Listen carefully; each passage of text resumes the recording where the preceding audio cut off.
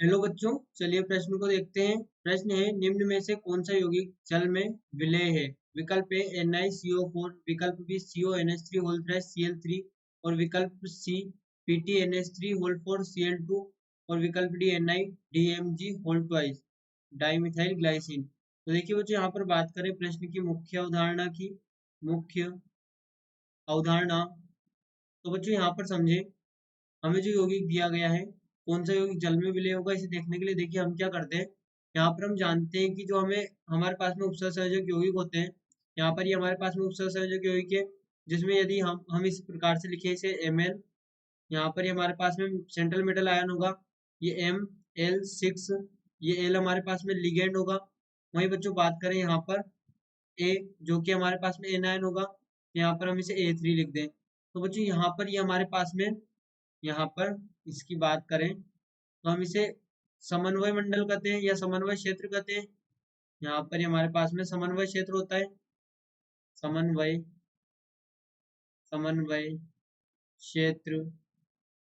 तो बच्चों यहाँ पर हम जानते हैं कि समन्वय क्षेत्र में उपस्थित आयन यहाँ पर आयनित नहीं होते हैं। समन्वय इसमें उपस्थित आयन आयनित आयनित नहीं होते हैं। इसका अर्थ हुआ बच्चों की, जब इसका आयनन होगा तो ये इस प्रकार से टूटेगा। यहाँ पर ये समन्वय क्षेत्र यानी कि ML6 और यहाँ पर ये +3 प्लस यहाँ पर टूटेगा A, यहाँ पर ये 3A माइनस में टूटेगा। तो बच्चों ये इसका आयनन हुआ। तो हम कह सकते हैं कि ऐसा उपसर्जक यौगिक जिसमें कि यहाँ पर बाहर आयन उपस्थित नहीं है, उनका यहाँ पर आयनन ही नहीं होगा, और जब आयनन नहीं होगा तो वे जल में विलय भी नहीं होंगे। तो देखिए यहाँ पर हम लिख सकते हैं, हमारे पास में जो हमें पहला दिया गया है NiCO4 NiCO4 NiCO4। अब बच्चों हम जानते हैं कि ये जल में जाने के बाद टूटेगा ही नहीं, इसका आयनन नहीं होगा। जब इसका आयनन नहीं होगा तो यहाँ पर ये जल में विलय भी नहीं होगा।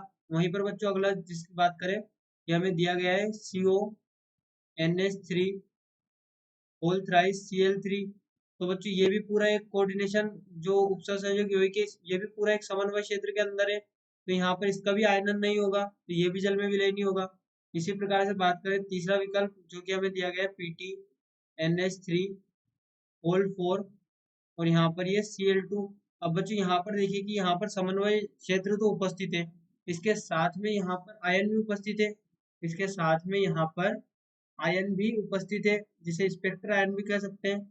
यहाँ पर आयन उपस्थित है, यहाँ पर होगा PtNH3 होल 4 +2, यहाँ पर ये प्लस और 2 Cl माइनस, इस प्रकार से आयनित होगा।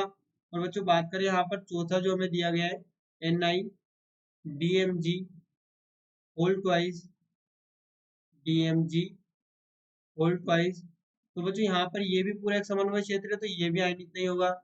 जब आयनित नहीं होगा तो ये जल में विलय भी नहीं होगा। तो यहाँ पर आयनित होगा, उसके पश्चात जल में विलय होगा।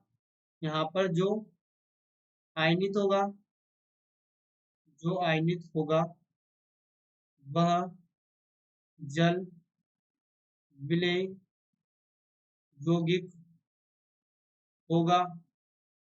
तो यहाँ पर हम कह सकते हैं कि हमारा जो तीसरा विकल्प है, इसमें हमें दिया गया है PtNH3 होल 4 Cl2। तो यहाँ पर हम कह सकते हैं कि इसका आयनन हो रहा है, ये अपने आयनों में टूट रहा है। इसमें भी देखिए बच्चे यहाँ पर ध्यान दें, इसमें भी समन्वय क्षेत्र जो है, इसका आयनन नहीं हो रहा, इसके बाहर जो उपस्थित आयन है इन्हीं का आयनन हो रहा है। तो हम कह सकते हैं कि यहाँ पर ये यौगिक जल में विलय होगा, अर्थात हम कह सकते हैं कि हमारा विकल्प सी सही उत्तर होगा, जो कि जल में विलय होगा। आशा करते हैं आपको प्रश्न समझ आया होगा। धन्यवाद।